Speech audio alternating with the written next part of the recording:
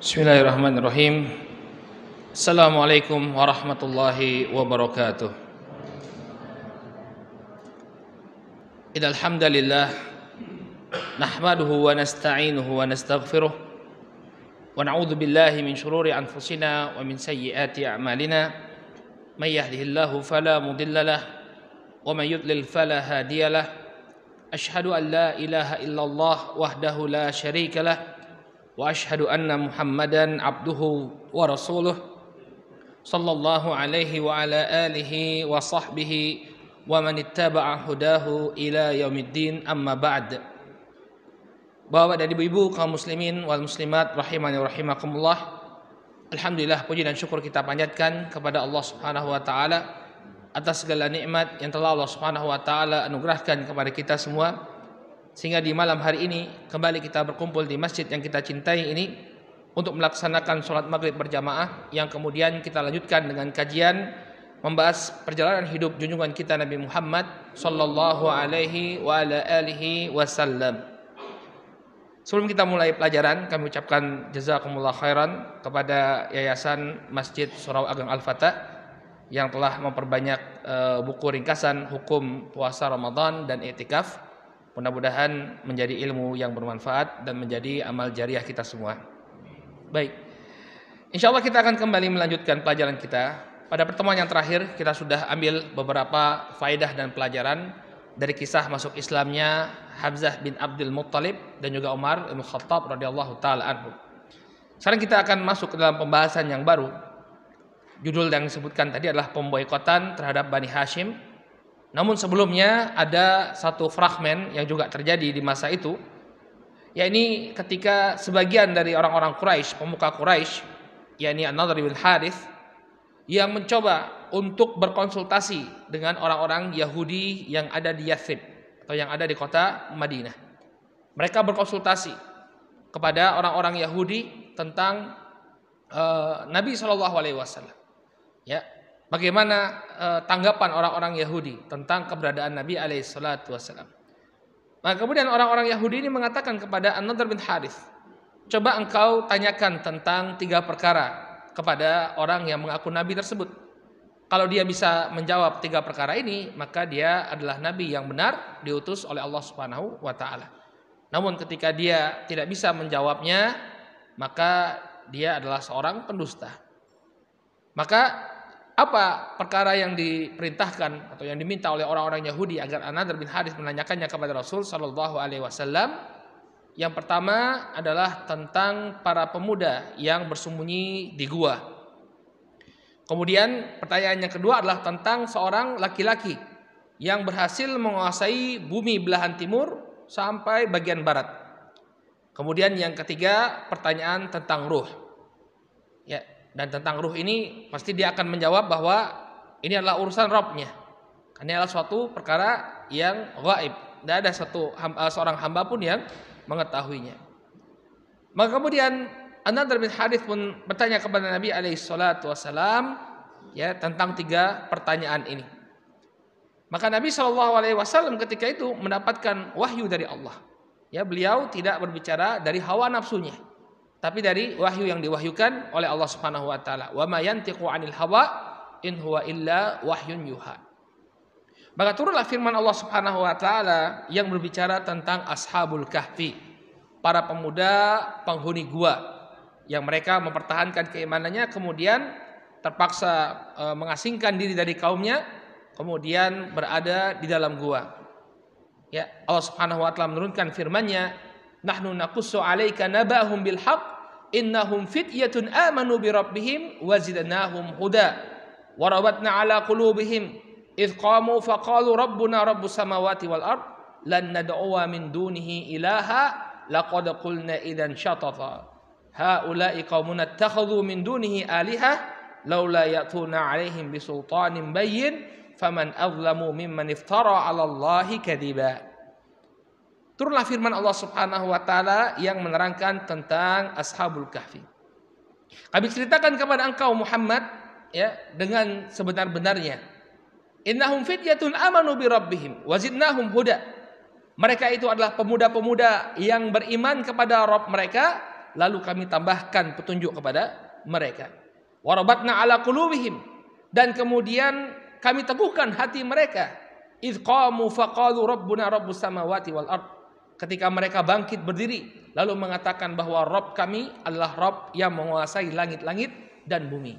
Lan nad'u min dunihi ilaha, kami tidak akan menyembah ilah selainnya.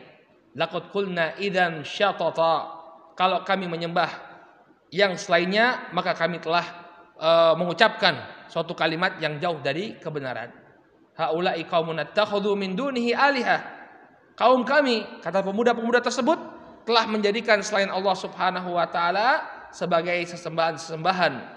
Laula ya'tuna 'alaihim bisultanin bayyin, mengapa mereka kemudian tidak menjelaskan apa alasan mereka? Kenapa mereka menyembah yang selain Allah Subhanahu wa taala? Faman adlamu mimman iftara 'ala Allahi kadziba, maka siapakah yang lebih zalim daripada orang-orang yang membuat kebohongan kepada Allah Subhanahu wa taala. Ternyata Nabi SAW mengetahui tentang keberadaan pemuda tersebut dari wahyu Allah Subhanahu wa taala. Kemudian pertanyaan yang kedua tentang laki-laki yang ditundukkan bumi bagian timur sampai bagian baratnya. Allah Subhanahu wa taala kemudian menurunkan firman-Nya masih dalam surat Al-Kahfi yang berbicara tentang Dzulqarnain. Yas'alunaka an Dzulqarnain, mereka bertanya kepadamu tentang sosok Dzulqarnain. Qul sa'atlu 'alaikum minhu dzikra, katakan kepada mereka, aku akan bacakan kepada kalian cerita tentang Dzulqarnain. Inna makanna lahu fil ard wa atainahu min kulli syai'in sababa fa'atba'a sababa hatta idza balagha maghribasy syamsi wajadaha taghrubu min 'ainin hami'ah wa wajada indaha qauma. Kami telah memberikan kekuasaan kepadanya di muka bumi ini, dan kami berikan jalan kepadanya untuk mencapai segala sesuatu. Lalu dia tempuh jalan tersebut sampai kemudian dia mencapai balagha maghribasy syams, mencapai tempat terbenamnya matahari. Wajadaha taghrubu fi 'ainin hami'ah, lalu dia pun mendapatkan matahari tersebut terbenam dalam laut yang berlumpur hitam. Wa indaha qauma, lalu dia mendapati sebuah kaum di sana. Ini tentang Dzulqarnain, dijawab oleh Rasul sallallahu alaihi wasallam dengan wahyu dari Allah Subhanahu wa taala. Adapun tentang ruh, ya, maka tidak ada yang mengetahui tentang ruh. Ya, Allah Subhanahu wa taala menurunkan firman-Nya dalam surat Al-Isra ayat ke-85, wa yas'alunaka 'anir ruh qulir ruhu min amri rabbi wa ma utitum minal ilmi illa qalila. Dan mereka bertanya kepadamu tentang ruh, katakanlah ruh itu dari merupakan perkara Rabbku. Wa ma utitum minal ilmi illa qalila, dan tidaklah kalian diberikan ilmu kecuali sedikit saja. Ini semua berhasil dijawab oleh Nabi alaihi salatu wasalam. Namun apakah kemudian An-Nadhr bin Harits dan orang-orang Quraisy mau beriman kepada Nabi alaihi salatu wasalam karena berhasil menjawab pertanyaan yang dilontarkan oleh orang-orang Yahudi? Jawabannya tidak. Mereka tetap berada di dalam kekufuran mereka. Setelah itu, ma'asyiral muslimin, Bapak dan Ibu yang dimuliakan oleh Allah, orang-orang Quraisy karena sudah melakukan berbagai macam usaha untuk mencegah Nabi SAW berdakwah, dan mereka mengalami pukulan yang luar biasa sejak masuk Islamnya Hamzah dan Umar radhiyallahu taala anhuma. Mereka pun kemudian melobi Abu Thalib, paman Rasul sallallahu alaihi wasallam, untuk menyerahkan Rasulullah sallallahu alaihi wasallam agar mereka bisa membunuh Rasul. Jadi mereka melobi Abu Thalib agar menyerahkan Nabi alaihi salatu wasallam. Namun kemudian Abu Thalib sebagai seorang paman tidak mau dia menyerahkan Nabi alaihi salatu wasallam. Demikian juga kabilah beliau, yakni Bani Hashim. Bani Hashim, sebagaimana yang sering kita ulang, kebiasaannya bangsa Arab, mereka memiliki kefanatikan suku yang teramat kuat, sehingga mereka tidak mau menyerahkan Nabi alaihi salatu wasallam. Kenapa? Alasannya karena kalau Nabi sallallahu alaihi wasallam itu diserahkan kepada musuh-musuh beliau, nanti nama yang tercoreng adalah namanya Bani Hashim. malu di dalam sejarah kesukuan mereka ada kejadian di mana mereka menyerahkan salah satu anggota suku mereka kepada musuh-musuhnya. Ini tentu merupakan satu aib. Ya. Jadi latar belakang mereka memberikan perlindungan kepada Nabi Alaihissalam bukan karena keimanan, tapi karena ya kecintaan mereka kepada kefanatikan kesukuan. Ya. Makanya kita bilang alasan kenapa Nabi Alaihissalam diturunkan ke Jaziratul Arabiyah karena ada kebiasaan yang semacam ini. Kefanatikan yang teramat sangat kepada suku. Ya, maka kemudian mereka pun ya tidak mau menyerahkan Nabi Alaihissalam sehingga pemuka-pemuka Quraisy memutuskan untuk melakukan pemboikotan kepada Bani Hashim, keluarga besarnya Nabi Alaihissalam. Dan ikut juga yang diboikot ketika itu adalah Bani Al-Muttalib. Jadi Bani Hashim dan Bani Al-Muttalib ini satu keluarga. Karena Hashim dan Muttalib ini kakak adik. Ya. Maka mereka pun kompak ya mengasingkan diri mereka di sebuah tempat yang bernama Syi'ib Abi Thalib. Syi'ib itu adalah lembah, celah yang ada di antara dua gunung. Nah, disitulah mereka mengungsi kemudian diboikot oleh orang-orang Quraisy. Nah, perlu kita jelaskan di sini Bapak dan Ibu bahwa kisah ini tidak disebutkan secara sharih dalam kitab-kitab sahih. Hanya saja dalam Sahih Al-Bukhari disebutkan ya ada indikasi bahwa kisah ini benar-benar terjadi. Jadi kalau kita cari dalam Sahih Al-Bukhari, Sahih Muslim, kita nggak dapatkan kisah pemboikotan ini. Ya, kita dapatkan dalam kitab-kitab sirah, kitab-kitab yang memang sengaja ditulis untuk berbicara tentang sejarah Rasulullah SAW. Tapi kalau kitab-kitab hadis seperti kitab Sahih Al-Bukhari, Sahih Muslim dan Kutubus Sunan, niscaya kita tidak akan mendapatinya kecuali hanya hadis yang mengindikasikan bahwa peristiwa itu benar-benar terjadi. Di antara hadis yang mengindikasikan bahwa peristiwa pemboikotan ini benar-benar terjadi adalah sebuah hadis yang diriwayatkan oleh Imam Al-Bukhari dan Muslim. Nabi SAW ketika beliau berada di Mina ya untuk melaksanakan ibadah haji. Jadi ketika itu beliau melaksanakan ibadah haji yakni Hajjatul Wada ya. Beliau mengatakan nahnu naziluna ghadan bi khayfi Bani Kinanah haitsu taqasamu ala kufri. Ya. Besok kata Nabi SAW kita akan singgah ke tempatnya Bani Kinanah di mana mereka saling bersumpah, taqasamu, saling bersumpah, alal kufur, di atas kekufuran. Yakni dzalika al-muhassaba wa dzalika anna Quraisyan wa Kinanata ya, tahalafat ala Bani Hashim wa Bani Abdul Muttalib.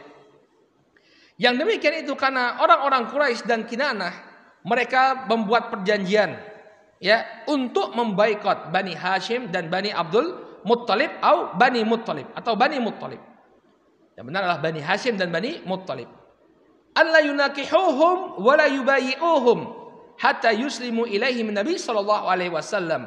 Mereka tidak mau menikahkan anggota keluarga mereka dengan Bani Hashim dan Bani Muttalib.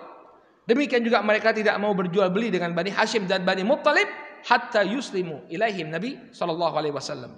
Sampai mereka menyerahkan Nabi SAW. Nah, ini menunjukkan bahwa benar-benar terjadi pemboikotan kepada Bani Hashim dan Bani Al-Muttalib. Ya. Makanya kata Al-Hafidz Ibnu Hajar rahimahullah, ya, ini perlu kita jelaskan, jangan sampai nanti ada yang mengatakan ini nggak ada riwayatnya tentang pemboikotan. Jawabannya ada. Dalam Sahih Al-Bukhari disebutkan, Nabi menyebutkan bahwa dulu mereka, inilah posisi mereka, inilah tempat mereka membuat perjanjian. Ya, yang kemudian perjanjian tersebut ditulis di selembar kertas atau di selembar kulit, kemudian digantungkan di dalam Ka'bah. Maka kata Al-Hafidz Ibnu Hajar rahimahullahu taala, "Walamma lam yathbut indal Bukhari syai'un min hadhihi al-qissah, iktafa bi iradi hadits Abi Hurairah." Ketika tidak terdapat riwayat dalam Sahih Bukhari yang mendetail tentang kisah ini, maka cukuplah bagi kita untuk menetapkan terjadinya peristiwa ini dengan hadisnya Abu Hurairah. Kenapa? Li'anna fihi dalalatan ala asl kisah. Karena di dalam hadisnya Abu Hurairah tadi yang barusan kita bacakan, Ini menunjukkan bahwa kisah ini benar-benar terjadi. Ada indikasi yang demikian jelas bahwa kisah ini benar-benar terjadi. Kemudian kata Al-Hafidz Ibnu Hajar dalam Fathul Bari, li'anna alladhi awradahu ahlul maghazi min dzalika kasyarhi liqauli fil hadits taqasamu 'alal kufr. Dan apa yang diriwayatkan oleh para ulama ahli sirah ini seperti penjelasan atau pendetailan ya terhadap hadis tadi. Jadi hadis ini, hadis yang Abu Hurairah ini asalnya menunjukkan bahwa benar-benar terjadi pemboikotan kepada Bani Hashim dan Bani Muttalib. Adapun perinciannya di mana kita dapatkan dalam riwayat-riwayatnya ahlu sirah. Ya. Jadi sirah nabawiyah itu ada yang memang diriwayatkan dalam Sahih Al-Bukhari, dalam Sahih Muslim dan Kutubus Sunan. Ada yang tidak diriwayatkan dalam kitab-kitab tersebut, tapi dalam kitab-kitab yang memang ditulis untuk khusus untuk tema sirah an-nabawiyah. Ya, intinya bahwa apa? Bahwa kisah ini benar-benar terjadi. Ya. Secara umum disebutkan dalam Sahih Bukhari, namun pendetailannya disebutkan dalam Kutubul Maghazi, kitab-kitab yang berbicara tentang sirah an-nabawiyah. Intinya bahwa kisah ini terjadi, itu saja sebenarnya. Ya, jangan sampai ada yang menganggap nggak ada dalam Sahih Bukhari, nggak ada penyebutan tentang pemboikotan. Nggak ada, secara umum kemudian didetailkan dalam Kutubus Sirah. Baik, bagaimana bentuk pemboikotan ini? Ya. Sebagaimana yang kita sebutkan tadi dalam Sahih Al-Bukhari, hadisnya Abu Hurairah radhiyallahu taala anhu, mereka melakukan pemboikotan secara menyeluruh kepada Bani Hashim dan Bani Al-Muttalib. Di antara bentuk pemboikotan mereka, yang pertama tidak melakukan jual beli. Ya, tidak boleh ada jual beli dengan Bani Hashim dan Bani Al-Muttalib. Nah, ini tentu besar pengaruhnya. Kenapa? Yang namanya makanan harus dibeli. Ya, maka ketika itu Abu Jahal, ya, Abu Jahal Al-Makhzumi, dia mencoba memboikot atau memblokade. Setiap kali ada pedagang yang ingin menjual makanan berasal dari luar Makkah, tentunya Makkah bukan suatu tempat lahan pertanian, ya. Yang kita ingat bahwa Makkah itu adalah tempat perdagangan. Sumber penghasilan masyarakat Mekah adalah perdagangan. Yang pertanian di mana? Madinah. Ya, lahan pertanian di Madinah. Demikian juga di Taif. Ini lahan pertanian semua. Nah, pedagang-pedagang yang datang ke Makkah ini dicegat oleh Abu Jahal. Kemudian dia mengatakan, ya, kalau kalian jangan jangan menjual makanan ini ya kepada Bani Hashim dan Bani Al-Muttalib. Lantas siapa yang beli? Saya yang akan membelinya dengan harga yang berlipat. Lihat bagaimana orang-orang kafir. Ya, mau mereka mengeluarkan modal yang banyak. Untuk apa? Untuk membuat tekanan kepada Islam dan kaum muslimin. Tapi ingat ya, Bani Hashim yang diboikot itu ya bukan semuanya muslim. Banyak di antara mereka yang kafir. Makanya kita katakan yang menjadi background mengapa mereka bersedia untuk diboikot bareng-bareng adalah kefanatikan suku. Ya. Walaupun ada di antara mereka juga yang tidak ikut diboikot. Siapa yang tahu? Siapa yang nggak ikut diboikot dari kalangan Bani Hashim? Tabbat syada Abi Lahab. Abu Lahab nggak ikut diboikot. Padahal dia dari Bani Hashim. Dia berlepas diri dari Bani Hashim ketika itu. Ya. Tapi Bani Hashim yang lainnya berada di belakang Rasulullah Shallallahu Alaihi Wasallam. Demikian juga Bani Al-Muttalib. Ya, jadi tidak boleh ada jual beli. Kemudian tidak boleh berkumpul dengan mereka. Ya, tidak boleh masuk ke rumah mereka dan tidak boleh menikahkan keluarga mereka. Benar-benar diboikot Banu Hashim. Ya, dan ini berlangsung. Ya, para ulama berbeda pendapat. Sebagian mengatakan 2 tahun. Sebagian lagi mengatakan selama 3 tahun. Bayangkan pemboikotan selama 3 tahun. Tidak boleh berjual beli, tidak boleh ada pernikahan. Dan mereka diasingkan. Terasing dalam sebuah lembah yang dikenal ketika itu dengan nama Syi'ib Abi Thalib. Syi'ib Abi Thalib. Syi'ib itu celah gunung. Ya. Dan kemudian mereka pun menuliskan perjanjian boikot ini di satu lembaran lalu menggantungkannya di dalam Ka'bah lalu Ka'bah itu ditutup. Ya, kenapa kita perlu ceritakan ini? Karena nanti ada mukjizat yang berkaitan dengan lembaran pemboikotan ini. Maka kemudian pemboikotan dilakukan pada tahun 7 kenabian sampai kemudian Bani Al-Muttalib dan juga Bani Hashim kehabisan makanan. Tidak ada lagi makanan yang mereka miliki sehingga mereka pun terpaksa makan dedaunan.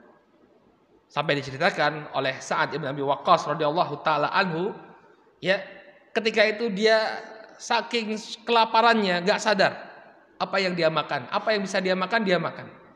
Ya, sebutkan ceritanya bahwa suatu ketika beliau dalam keadaan sempoyongan karena sudah tidak makan berhari-hari, lalu ketika dalam keadaan sempoyongan tersebut dia terjatuh, kemudian tangannya menyentuh suatu yang lembab, lalu dia makan apa yang dia pegang. Kemudian setelah selesai pemboikotan, Sa'ad bin Abi Waqqas ngomong, saya nggak tahu apa yang saya makan, yang penting dia suatu yang lembab. Allah Ta'ala alam apa yang beliau makan. Ya, sampai kemudian anak-anak menangis, tidak ada makanan, ya, yang dapat mereka makan. Namun disebutkan oleh para ulama, tidak semua orang-orang Quraisy itu setuju dengan pemboikotan.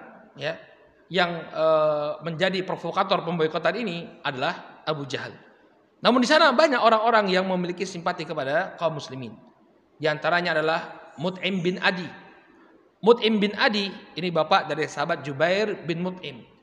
Mut'im bin Adi, ya, dia di waktu-waktu yang tidak diketahui oleh orang, dia kirimkan, dia pasok makanan kepada Bani Al-Muttalib. Makanya sosok Mut'im bin Adi ini sangat dihormati oleh Nabi alaihi salatu wassalam. Karena dia selain nanti juga memberikan pelindungan kepada Nabi, Mut'im bin Adi ini juga termasuk yang menyuplai makanan kepada Bani Hashim selama masa pemboikotan.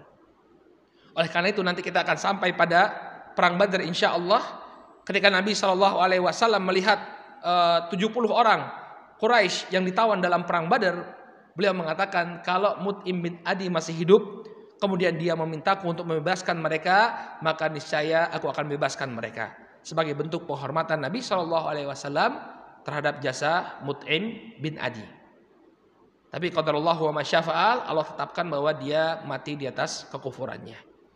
Jadi gak semua orang yang baik itu mendapatkan husnul khatimah, ya. Abu Thalib juga seperti itu. Ya. Maka kemudian ketika itu, ya, sebagian di antara pemuka-pemuka Quraisy ini dari berbagai kabilah melihat kedzaliman yang terjadi. Ya, pemboikotan yang dilakukan oleh orang-orang Quraisy kepada Bani Al-Muttalib. Muncul simpati dari sebagian di antara mereka.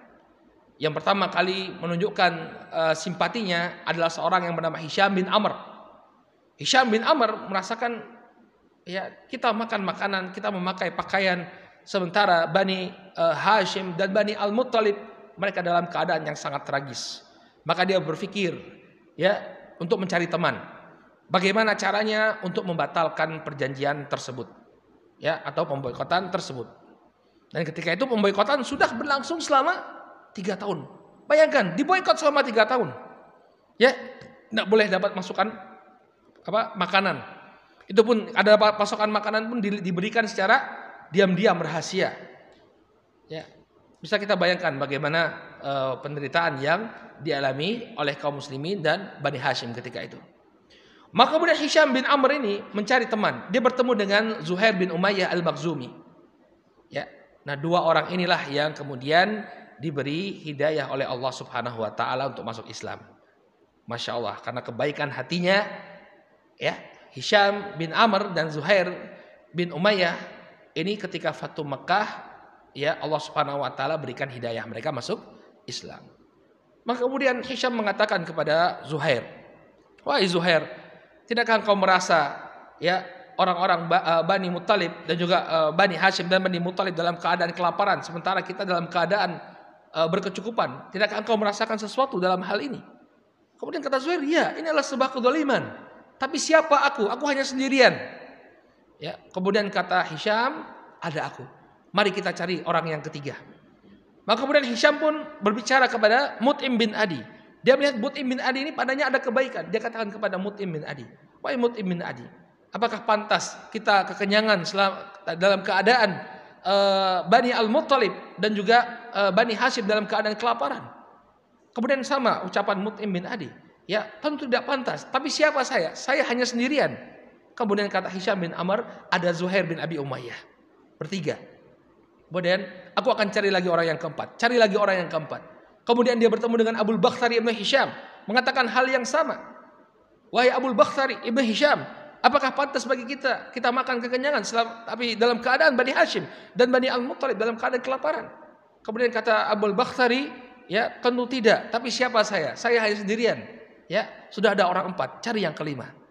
Sampai kemudian mereka bertemu dengan Zam'ah bin Al-Aswad, yani Hisham bin Amr bertemu dengan Zam'ah bin Al-Aswad. Ya, Zam'ah ini putrinya Saudah nanti menikah dengan Rasulullah SAW. Saudah bintu Zam'ah. Maka Zam'ah pun mengatakan hal yang sama. Tentu tidak layak ini, tapi saya sendirian.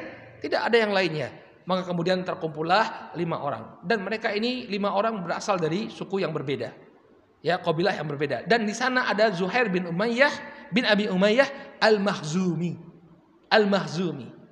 Ya, sering kita ulang, Bani Makhzum ini adalah seterunya Bani Hashim. Ya, kabilahnya siapa? Abu Jahal. Ya, Abu Jahal.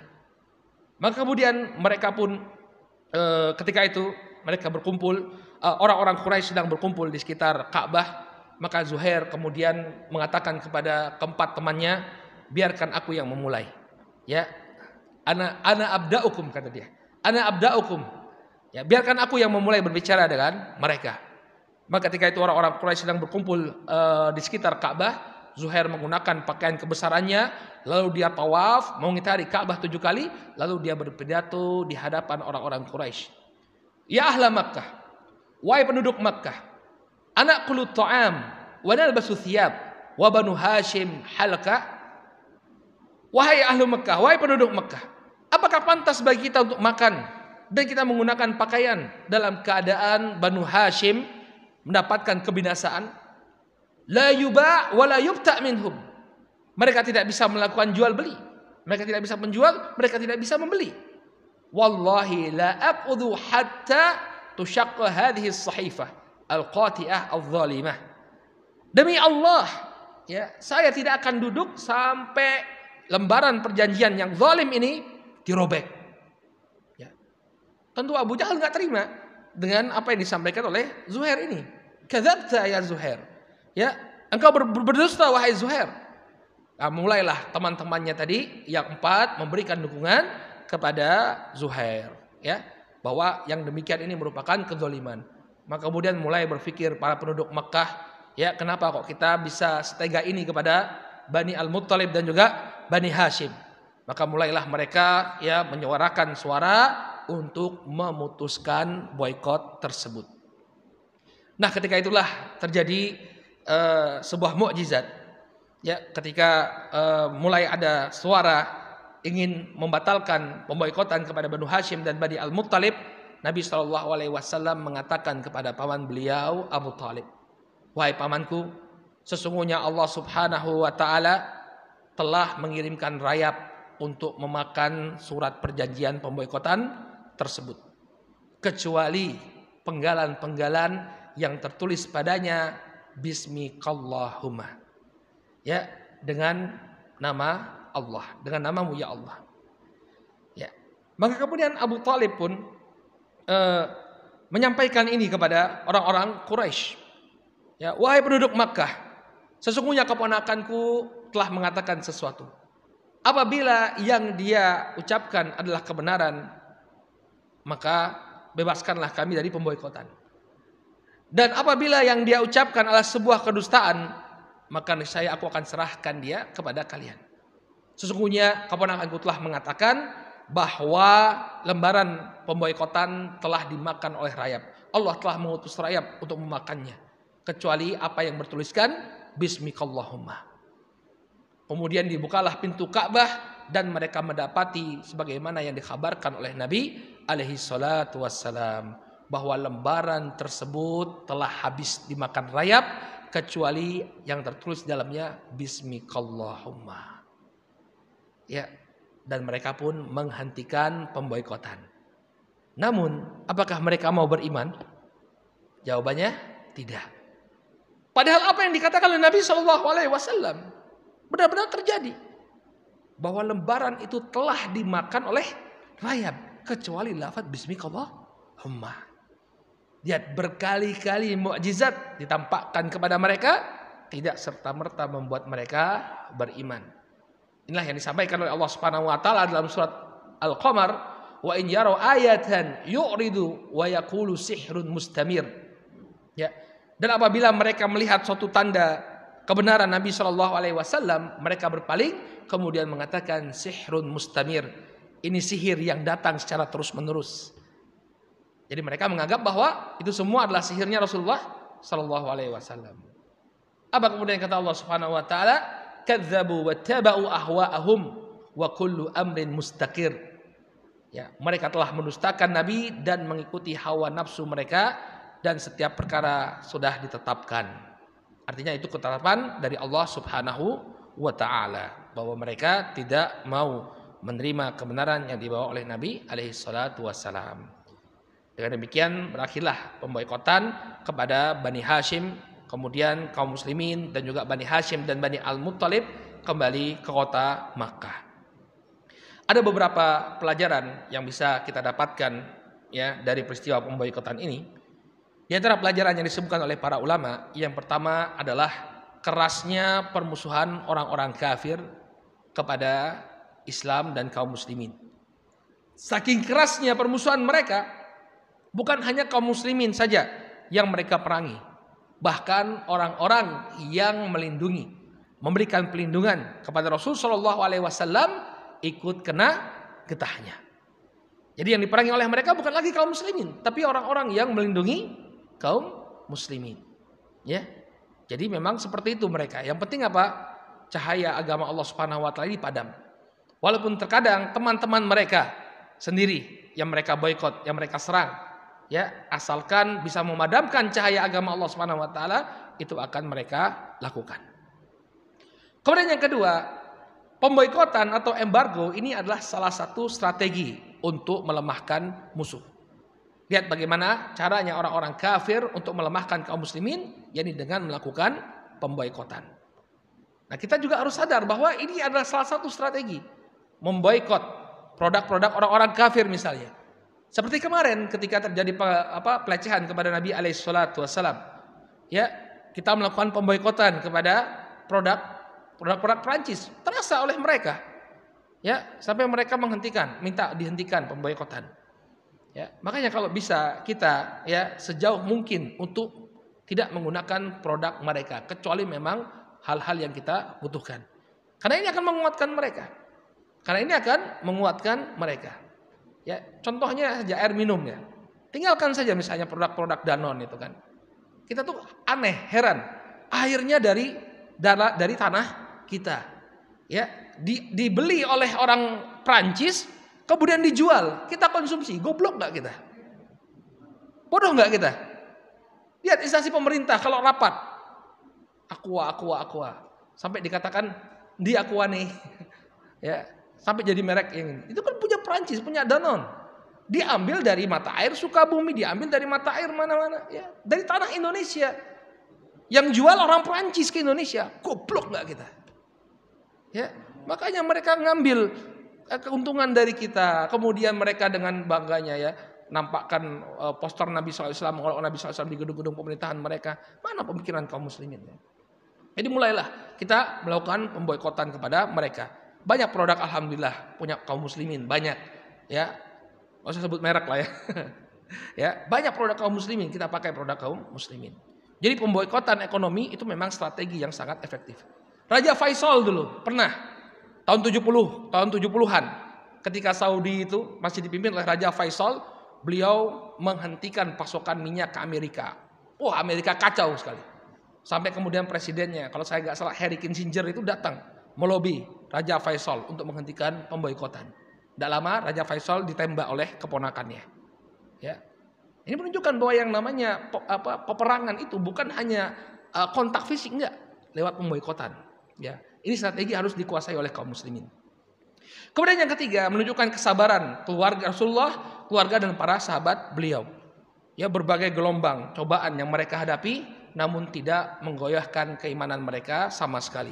3 tahun diboikot. Bagaimana kalau kita 3 tahun diboikot? Jangankan 3 tahun diboikot ya, mungkin 1 bulan nggak dipekerjakan aja misalnya. Ya, mungkin udah banyak orang yang menyerah. Tapi lihat bagaimana mereka 3 tahun diboikot, ya 3 tahun diembargo, tetap saja dalam keimanan mereka. Dan kemudian faedah yang terakhir, kita dapati sosok-sosok yang kita sebutkan tadi, ya seperti Hisham bin Amr, Zuhail bin Abi Umayyah, Mut'im bin Adi, Abul Bakhtari bin Hisham, dan Zam'ah bin Al-Aswad. Mereka ini ketika itu masih berada dalam kekufuran. Ya, makanya masuk Islam cuma 2 nama yang pertama. Tapi kita bisa melihat di antara mereka ada yang menjadi penolong kaum muslimin. Nah, ini sebagaimana yang disebutkan oleh Nabi SAW bahwa terkadang ada orang-orang musyrik, ada orang-orang fasik, ada orang-orang fajir yang memberikan pertolongan kepada agama Allah Subhanahu wa taala. Makanya kata Nabi SAW, wa innallaha la yu'ayyidu hadzal din birrajulil fajir. Dan bisa jadi Allah Subhanahu wa taala itu menolong agama ini melalui bantuan atau melalui tangan orang-orang fajir, para pelaku dosa. Ya. Jadi terkadang ada di antara mereka yang memberikan bantuan kepada kaum muslimin. Baik, kita cukupkan dulu sampai di sini ya peristiwa pemboikotan terhadap Bani Hashim dan Bani Al-Muttalib. Insyaallah di pekan yang akan datang bismillah taala kita akan bahas ya tema tentang tahun kesedihan, di mana banyak sekali peristiwa-peristiwa yang membuat Nabi alaihissalatu wassalam bersedih. Ya. Dan juga nanti akan kita sampaikan kritikan sebagian para ulama tentang istilah tahun kesedihan. Jadi mereka nggak sepakat juga. Ada sebagian yang nggak sepakat dengan istilah ini. Tapi ini istilah yang masyhur disebutkan oleh para ulama sirah. InsyaAllah akan jadi pembahasan kita di pertemuan yang akan datang bismillah ta'ala. Naktafi bihadzal qadar. Subhanakallahumma wa bihamdika asyhadu an la ilaha illa anta astaghfiruka wa atubu ilaik. Assalamualaikum warahmatullahi wabarakatuh.